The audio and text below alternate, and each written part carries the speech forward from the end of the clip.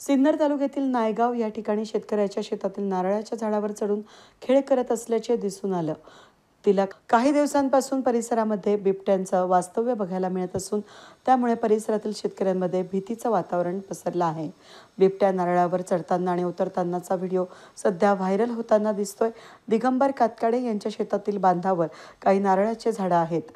10 सप्टेंबरला सकाळी 7:30 वाजेच्या दरम्यान कातकाडे शेतात फेरफटका मारण्यासाठी गेले असताना त्यांच्या नारळाच्या झाडावर बिबट्या चढताना दिसून आला. त्यांनी लगेचच बिबट्याचा हा खेळ आपल्या मोबाईलच्या कॅमेरामध्ये कैद केला. गेल्या काही दिवसांपासून परिसरात बिबट्यांचा मुक्त संचार बघायला मिळत असून परिसरामध्ये 3 बिबटे असल्याचं कातकाडे यांचं म्हणणं आहे. त्यामुळे वनविभागानं या परिसरात पिंजरा लावून या बिबट्यांचा बंदोबस्त करण्याची मागणी शेतकऱ्यांकडून होत आहे.